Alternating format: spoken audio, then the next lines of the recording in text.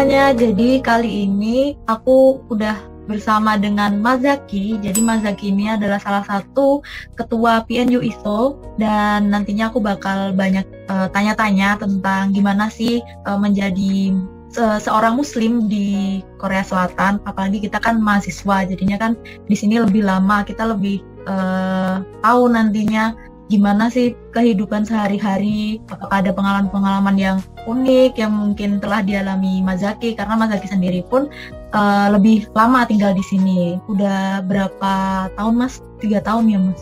Ya, jalan 3 tahun. 3 tahun. Jalan 3 tahun karena integrated ya dari S2 langsung ke S3.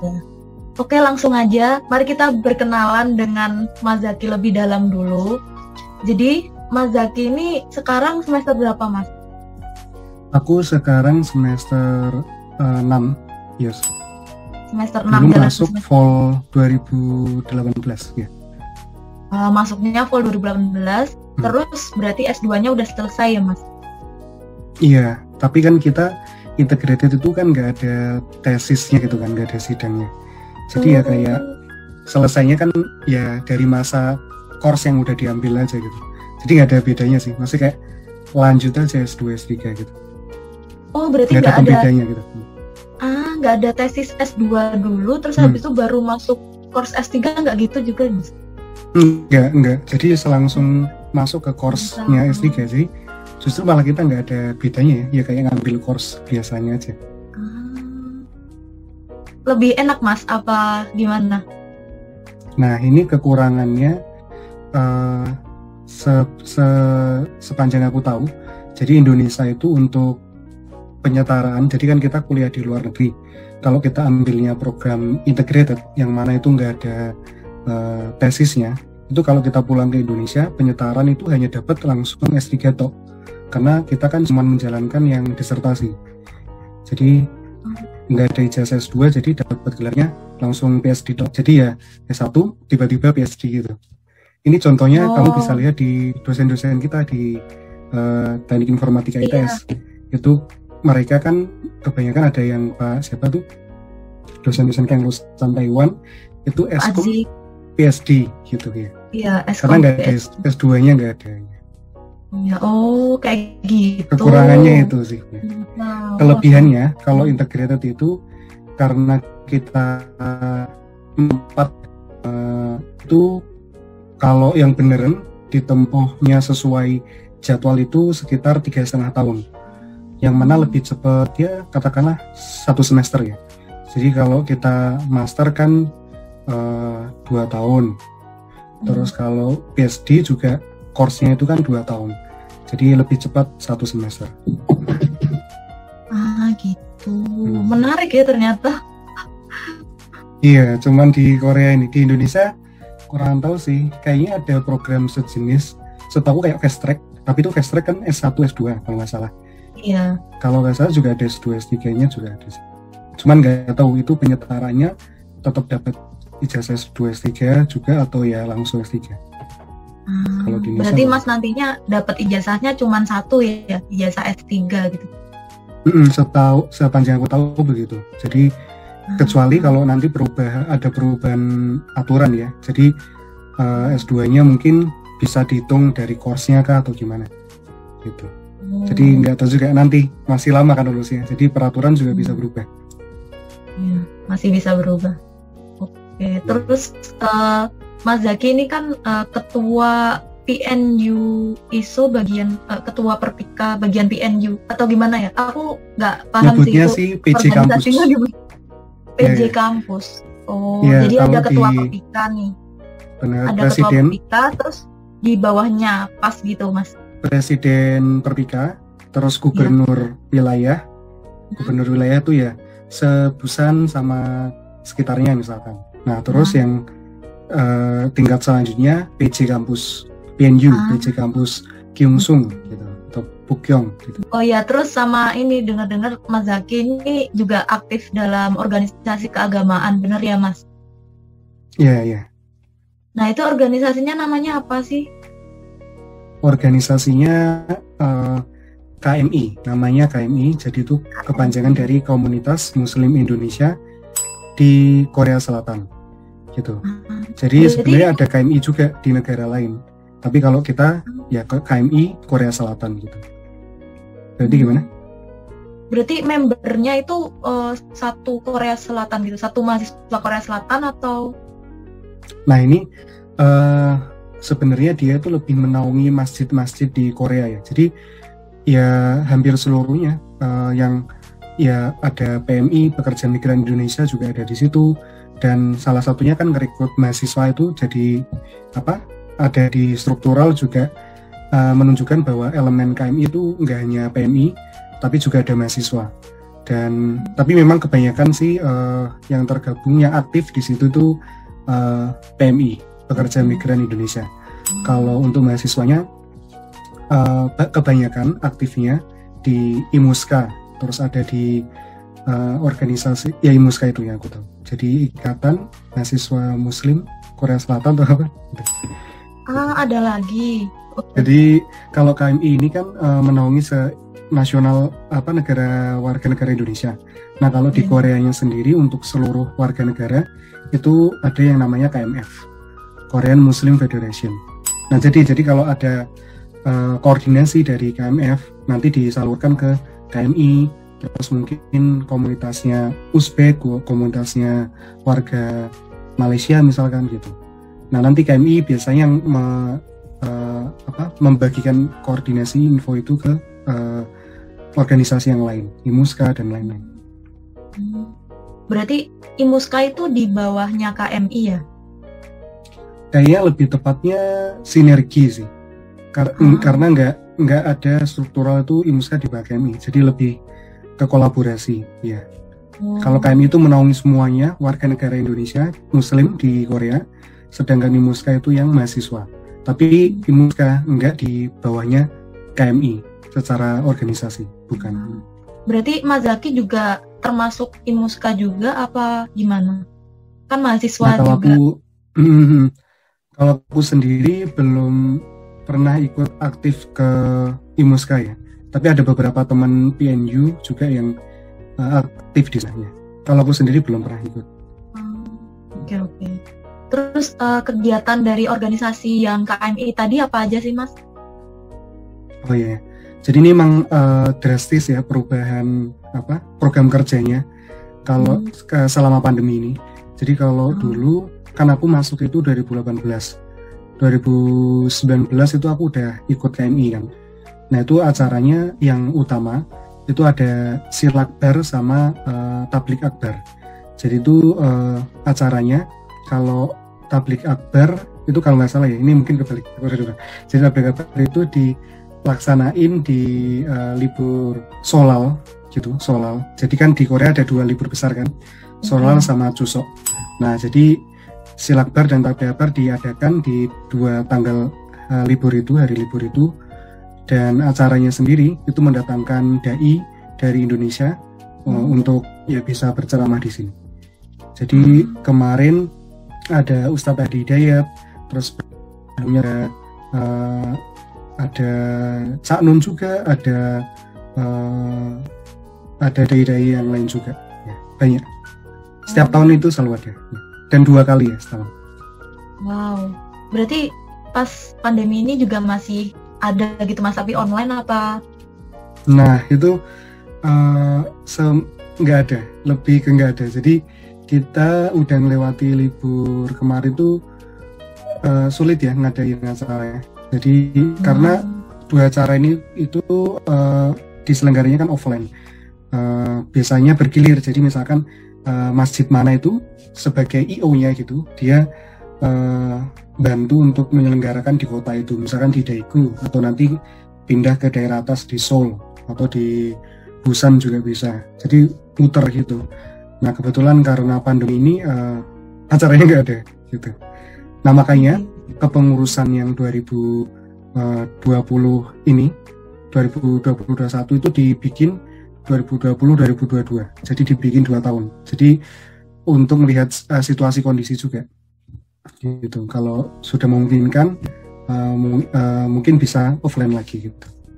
Tapi sejauh ini belum ada kegiatan lagi ya. Belum ada kegiatan buka bersama dan lain-lain itu Nah, juga itu nggak ada ya gara-gara nggak ada, iya. corona.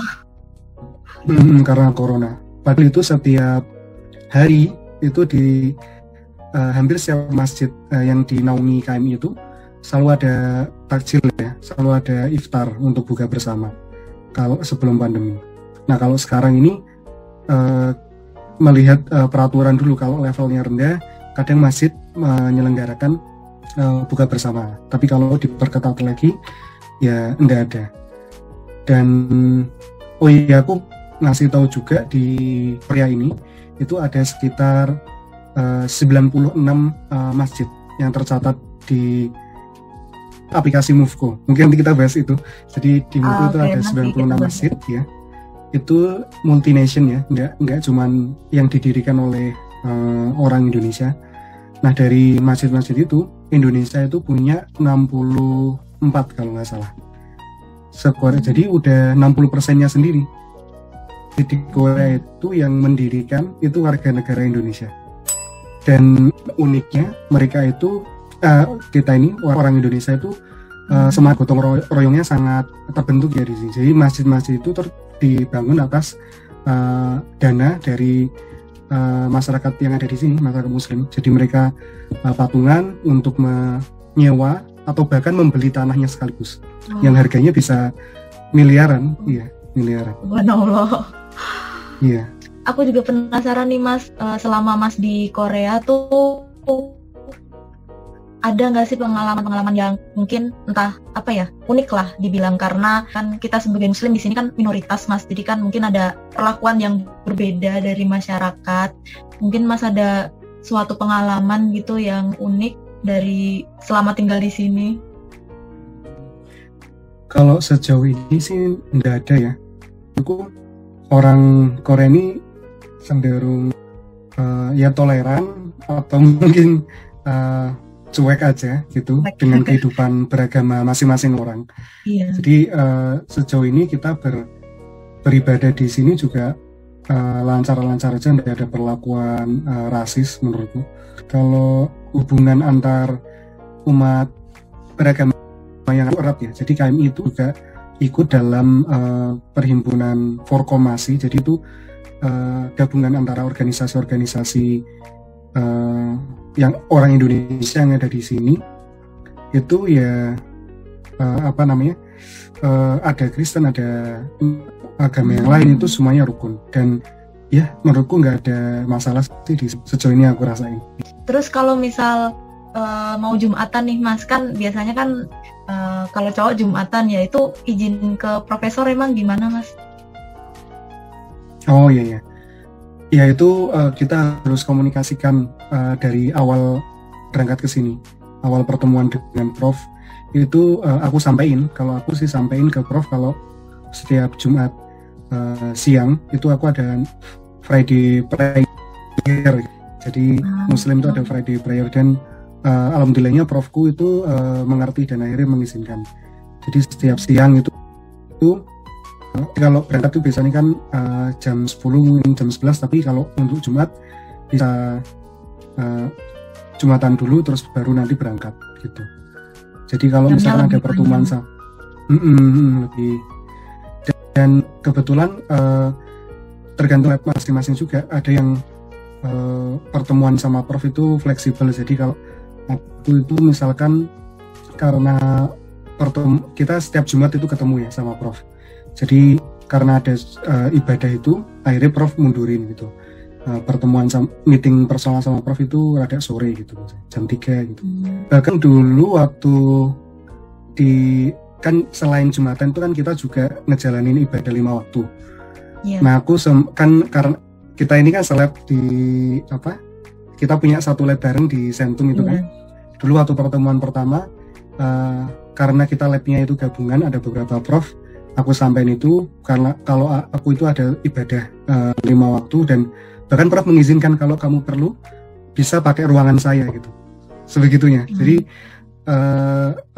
diizinin untuk kalau misalkan di tempat lab kita kan mungkin ada orang lain kerja, itu kamu bisa pakai ruangan saya karena ruangan saya jarang digunakan juga. Jadi boleh malah. Luar biasa. Luar biasa. Toleransinya luar biasa. Terus kalau dari teman-teman Mas sendiri kan di labnya Mas nih nggak cuma orang Indonesia, kan ada orang Korea mostly bahkan. Nah itu dari mereka ini stereotipnya gimana sih ke Mas? Apakah biasa aja yang kayak tadi karena orang Korea cuek, atau ada kayak tanya-tanya maunya kepo gitu, sebenarnya agamamu ini ngapain aja sih? Soalnya aku pernah digituin kan. Kalau Mas sendiri gimana nih? Ya, kalau di aku ya teman-teman cenderung cuek karena kita juga ibadahnya kan kalau di lab yang di sini di kampus ibadahnya tuh di meja masing-masing itu. Jadi karena cukup luas, jadi ibadahnya bisa di tempat kerja itu. Dan ya pertama kali sih aku izin ngasih tahu ke mereka kalau aku mau ibadah gitu. Ya silakan gitu. Ya seterusnya sih mereka udah cuek aja gitu sama ini kalau aku ngejalanin ibadah nggak masalah, biasa aja. Gitu. Terus nih Mas, selama di Korea udah lama ini kan pastinya jalan-jalan juga kan Mas itu. Maksudnya jalan-jalan kemana gitu, gak mungkin di daerah sini-sini aja kan. Nah, karena di Korea ini jarang masjid yang ada, Mas cari masjidnya, info masjidnya itu gimana Mas? Bisa tahu di sini nanti ada masjid di situ, atau di sini nggak ada masjid gitu, tempat ibadah. Nah, ini aku bisa promosiin aplikasiku juga ya. Jadi aku dan beberapa temen, ada orang Koreanya juga, itu bikin aplikasi Moveko. Itu kepanjangan dari Muslim Friendly Korea. Jadi Moveko ini semacam wadah untuk cari informasi, baik tempat sholat, restoran halal, terus kita bisa ngecek ingredient dari makanan jajanan-jajanan di Korea, dan waktu sholat juga semuanya lengkap ada di situ. Nah, kalau untuk datanya sendiri, tempat sholatnya di mana, itu pastinya kita ngumpulin dari awal. Contohnya KMI, karena aku juga dari KMI, itu kita punya database masjid di Korea. Jadi kita tinggal sharing informasi itu ke Moveko. Terus untuk masjid-masjid yang dikelola oleh warga negara lain, kita datangi, kita tanya istilahnya pimpinannya kayak KMI-nya itu masjidnya di mana aja, dan kita kumpulin jadi satu di aplikasi Moveko itu. Berarti aplikasi Moveko ini udah enak banget ya Mas, karena dia ada banyak informasi itu tadi, ada masjid, terus habis itu apalagi tadi Mas, sampai scan makanan halal juga ya Mas. Nah itu berarti kita bisa tahu, cuman dari nyekan doang kita bisa tahu gitu dia halal atau enggak gitu Mas. Iya, sebenarnya gini, kita itu hanya menunjukkan ingredient, kita nggak memfatwakan ini halal atau enggak.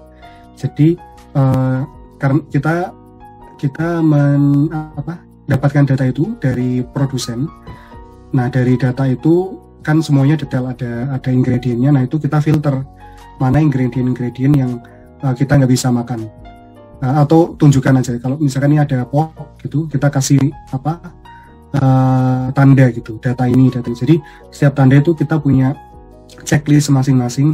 Misalkan ini dari babi kah, atau misalkan kalau nggak babi, apakah ada dagingnya, terus apakah ada alergi yang lain, kacang. Kita semua tandai informasi itu.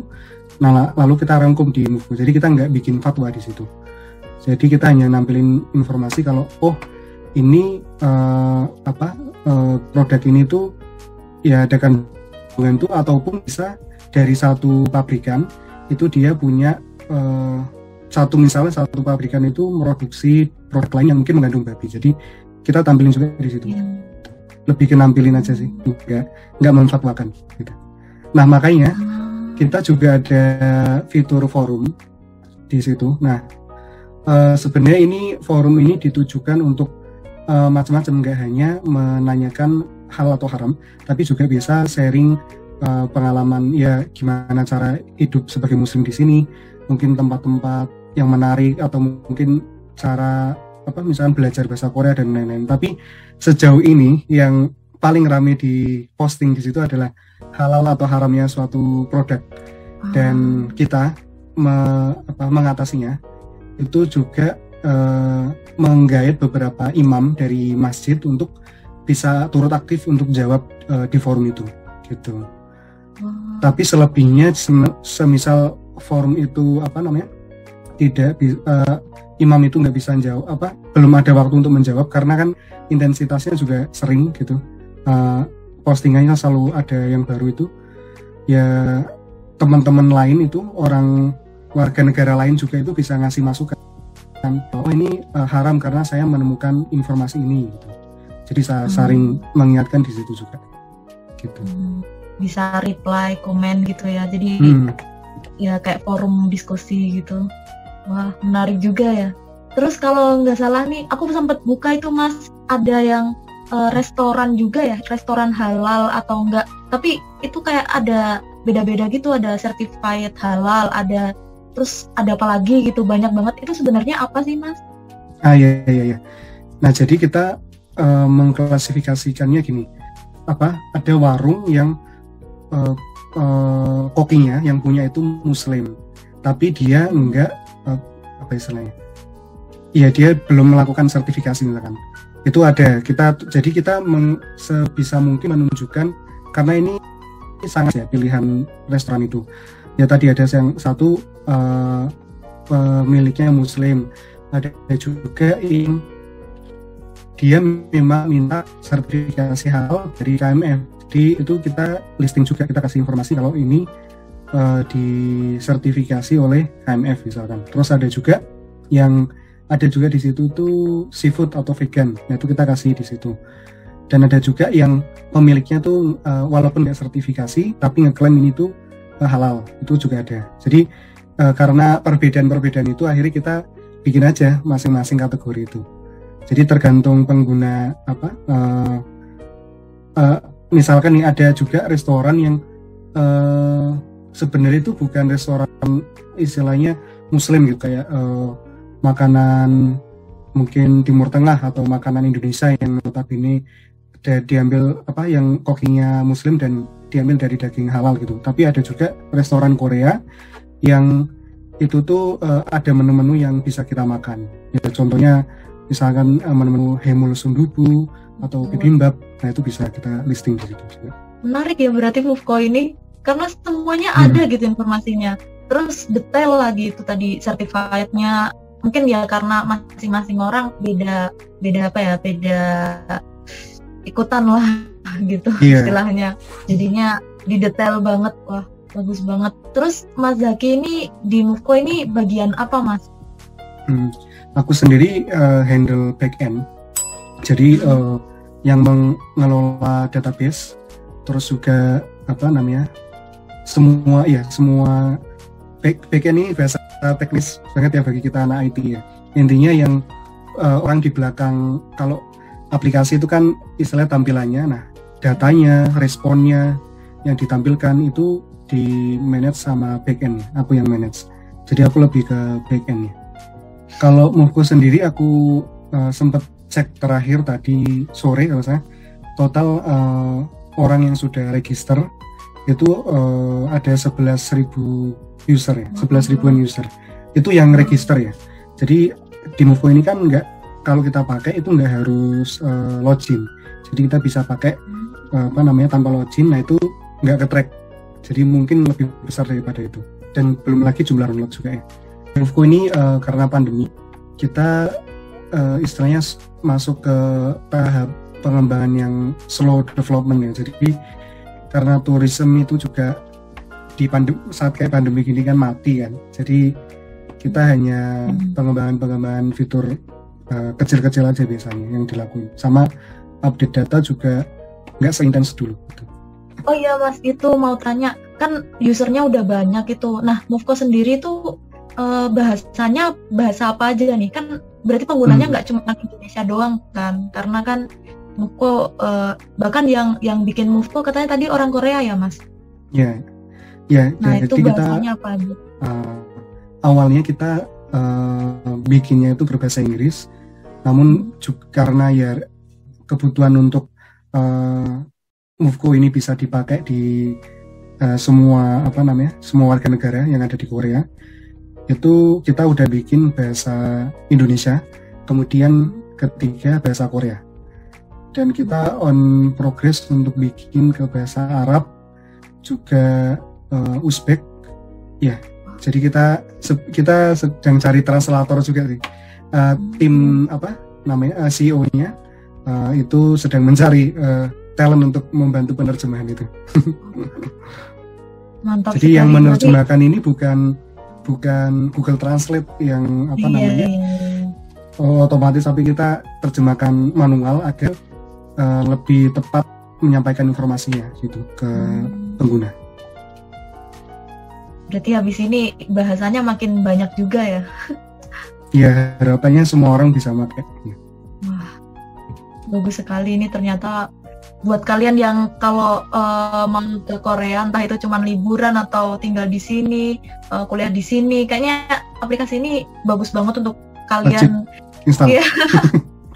Karena ya itu tadi kita jadi bisa tahu di mana tempat sholat, di mana restoran-restoran yang ya ada certified atau enggak, atau menjual seafood dan lain-lain gitu kan Mas. Terus apalagi tadi yang bisa scan barcode itu tadi. Scan barcode tuh kayaknya ya memudahkan sekali. Iya, kalau kita terjemahin satu-satu susah kan, apalagi kalau tulisannya kecil-kecil.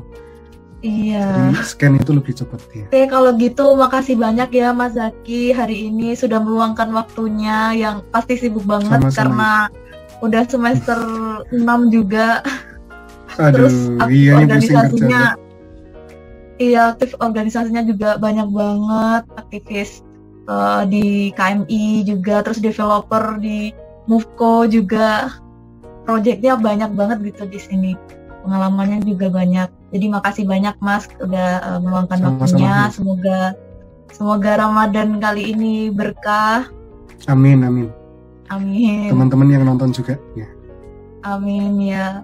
Kita semua semoga Ramadannya berkah dan untuk selanjutnya lebih lancar urusannya atau keinginan-keinginannya semoga dikabulkan. Teman-teman, kita pamit undur diri ya. Terima kasih sudah menonton. Pasti kalian kalau nonton ini karena kalian penasaran atau gimana sih Muslim di Korea itu bertahan hidup. Ternyata banyak banget cara, maksudnya banyak banget sih dan informasi yang bisa kita dapatkan gitu di sini. Jadi sebenarnya nggak perlu khawatir kalau kita jadi minoritas di negeri orang, karena udah banyak banget bantuan kayak tadi aplikasi Movco itu membantu banget.